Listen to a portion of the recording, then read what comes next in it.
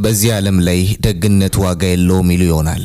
ግን እውነት ነው ወይስ ክፋትና ሴራ መጨረሻቸው የት ይሆን? ዛሬ ይዘንላችሁ የቀረብነው ታሪክ በአዱካ መንደር ውስጥ ስለሚኖሩ ሁለት የልጅነት ጓደኛሞች ነው።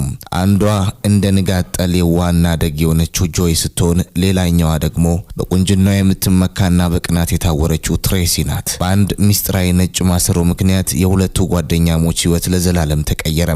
አንዷን ወደ ቤተ መንግስት ዘውድ፣ ሌላኛውን ደግሞ ወደ ጨለማና እብደት የወሰደው ያ አስገራሚ ታሪክ ምን ይሆን?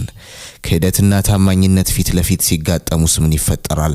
እስከ መጨረሻው አብራችሁን ከቆያችሁ ደስ የሚል ታሪክ ተሰማላችሁ።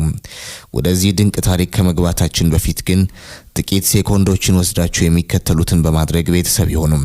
ይህ ታሪክ ለብዙዎች እንዲደርስ ቪዲዮን ላይክ በማድረግ ይጀምሩ። በአሁኑ ሰዓት ይህንን ቪዲዮ ከየትኛው የዓለም ክፍል ወይም ከየትኛው አካባቢ ሆናችሁ እየተከታተላችሁን እንደሆነ በኮሜንት መስጫው ላይ ጻፉልን። ሰላምታችሁ ይድረሰን። ለቻናላችን አዲስ ከሆናችሁ ሰብስክራይብ በማድረግና የደወል ምልክቷን በመጫን ሁልጊዜ የምንለቃቸው አስተማሪ ታሪኮች ወዲያውኑ እንዲደርሷችሁ አድርጉ። አሁን በቀጥታ ወደዚያ አስደናቂ ታሪክ እንለፍ። የአዱካ መንደር ንጋት ሁልጊዜም በአንድ አይነት ዜማ ነው የሚጀምረው። ገና ፀሐይ ከአድማስ ሳትወጣ በጭጋግ የተሸፈኑ ተራራዎች ሳይገለጡ የአዱካ ዶሮዎች የንጋቱን ብስራት ያበስራሉ። የመንደሩ አየር የደረቀ ቅጠልና የማገዶ ጢስ ሽታ ይሸታል።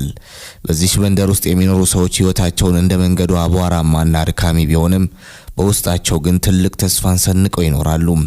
በዚህ ንጋት ግን ሁለት ልጃገረዶች በመንደሩ ጠባብ መንገድ ላይ በትልቅ ፍጥነት እየተራመዱ ነው። ጆይና ትሬሲ።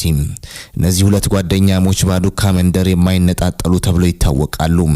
ነገር ግን ዛሬ ልባቸው ውስጥ ያለው ስሜት እንደ ሰማይና ምድር ይለያያል። ትሬሲ በረጅም እርምጃዎቿ መንገዱን እየቀደደች ትሄዳለች። ፊቷ ላይ ያለው ኩራትና ትዕቢት ገና ከሩቅ ያስታውቃል። ጆይ ግን ከኋላ ትከተላታለች። ቦርሳዋ ከጀርባዋ ላይ ይረግጣል። ጆይ ሁልጊዜም በዝምታ ውስጥ ብዙ ነገር የምታስተውል ልጅ ናት። አባቷ ልጄ ሆይ ዝምታ የእውቀት መጀመሪያ ነው ይሏት ነበር። ዛሬ ግን ዝምታዋን የሰበረው የትሬሲ ጩኸት ነበር። ጆይ ፍጠኝ እንጂ እግሮችሽ የዛሬን ያህል ሰንፈው አያውቁም አለች ትሬሲ ወደ ኋላ ዞር ብላ እያገጠጠች። ዛሬ ማዳም ሮዝ ተረኛ መሆኗን ረሳሹ እንዴ? አርፍደን ከደረስን ያንን ጸያፍ ቅጣት እንደምትቀጣን ታውቂያለሽ። ዛሬ ተንበርክኬ መዋረድ አልፈልግም። ጆይ ትንፋሿ እየተቆራረጠ ትሬሲ እየፈጠንኩ እኮ ነው አለች። ግን አየሩ ዛሬ በጣም ይከብዳል፣ መንገዱም እንደወትሮ አይደለም። ትሬሲ ግን ሰሚ ጆሮ አልነበራትም። ትሬሲ የምትጨነቀው ስለ ራሷ ውበትና ስለሚታይ ነገር ብቻ ነው። ትምህርት ቤት ስትደርስ ዩኒፎርሟ እንዲቆሽሽ አትፈልግም። ፊቷ ላይ ላብ እንዲኖር አትፈልግም። ይኛለች ትሬሲ። እኔ እኮ ወደፊት የዚች ሀገር ትልቅ ሴት ነው መሆነው። አቧራ ውስጥ ተደፍቼ እንድቀራት ጠብቂ። ጆይ ፈገግ አለች። የጓደኛዋን ባህሪ ታውቀዋለች። ትሬሲ የቱንም ያህል ክፉ ብትናገር ጆይ ግን በጓደኝነት ትታገሳታለች። ነገር ግን የአዱካ መንደር ዛሬ ለሁለቱ ጓደኛሞች ትልቅ ፈተና አዘጋጅቷል። ከፊታቸው አንድ ትልቅ የአኮ ዛፍ ቆሟል። ይህ ዛፍ በመንደሩ ዘንድ እንደ ጠባቂ ይታያል። ከዛፉ ስር ሲደርሱ ግን አንድ ያልታሰበ ነገር አዩ። አንዲት አሮጊቷ በጣም አርጅተዋል። ቆዳቸው እንደደረቀ ዛፍ ቅርፊት ተሸብሽቧል።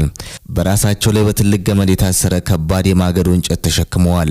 ክብደቱ ከመግበዱ የተነሳ አከርካሪያቸው ጎብጧል። እግራቸው በባዶ መሬት ላይ ይንዘፋዘፋል። በዚያ ንጋት ፊታቸው በላብ ተጠምቋል። ልጆቼ እርዱኝ ባካችሁ አሉ። ድምጻቸው ልክ እንደ ንፋስ ቀጭንና ደካማ ነበር። ይህ እንጨት ከቁመቴ በላይ ከብዶኛል። እባካችሁ እስከ ቤቴ እንድደርስ አግዙኝ። ትሬሲ ወዲያው ቆመች። ነገር ግን ቆማ የታየችው በአዘኔታ ሳይሆን በንዴት ነበር። ምን አንቺ አስቀያሚ አሮጊት ስትል ጮኸች። እኛ ተማሪዎች መሆናችንን አታይም? ቦርሳችንን አልተሸከምንልሽም እንዴ? ትምህርት ቤት አርፍደናል። ሂጂና ልጆችሽን ፈልጊ። ቆሻሻሽን በኔ ላይ እንድታራግፊ አልፈቅድም። የአሮጊቷ አይኖች ወደ ጆይ ዞሩ። ጆይ ልቧ ተነካም። በዚያ ሰዓት ትምህርት ቤቱ፣ ቅጣቱ፣ ማዳም ሮዝ ሁሉም ከጭንቅላቷ ጠፋ። የታያት የሰው ልጅ ስቃይ ብቻ ነበር። ጆይ ታያት ነይ እንሂድ አለች ትሬሲ የጆይን እጅ እየጎተተች። ጆይ ግን እጇን ቀስ ብላ አስለቀቀች። አይሆንም ትሬሲ አለች በረጋ ድምጽ። ይህች እናት እርዳታ ይፈልጋሉ።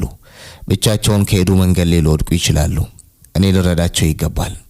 ትሬሲ ማመን አቃታት። አበድሽ እንዴ? ዛሬ እኮ የፈተና ቀን ነው።